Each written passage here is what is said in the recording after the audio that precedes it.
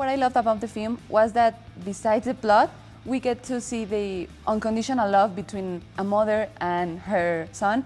So did you always have this vision in mind? Yes. The core, the emotional core of the movie is a mother and son story. And, when I first read the script that Brian and Mark were writing, there's Tori, the mom, she's, saying, she's talking about how her son is special, and no one believes her. Everyone thinks there's something wrong with him, and she's like, no, he's special, I know he's special. And I said, I know this story because that's exactly what it was like for my mom, because I was a weirdo and I liked horror movies and I looked like this, and the kids who went to school with me were maybe a little scared of me and thought I was a weirdo, and the other parents thought I was a weirdo. My mom had to go to school and tell the teachers, he just likes horror movies, he's creative, he's different, he's special.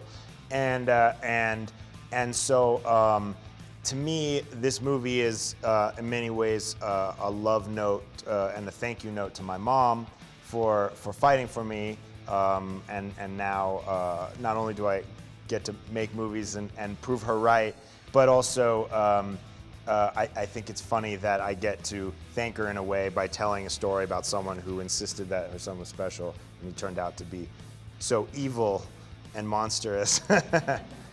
What scene challenged you the most as a director? The sequence that we talked about the most was actually the car, because there was a lot of practical problems with.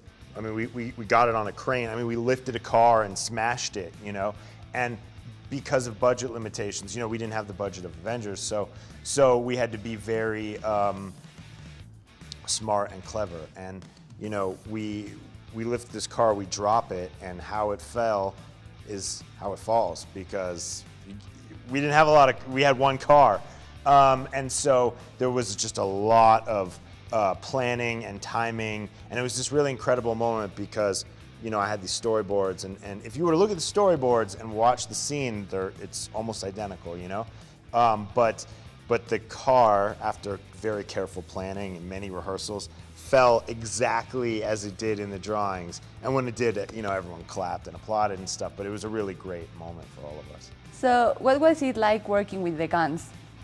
Was it some sort of family project? Yeah, it was very much like a family project.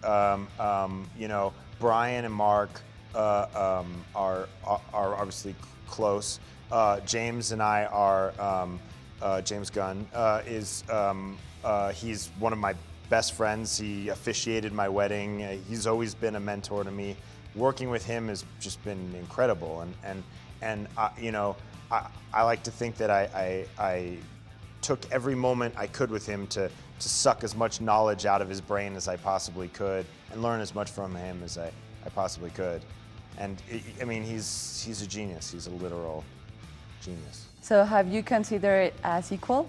I've considered a whole wide range of future potentials for what this could become.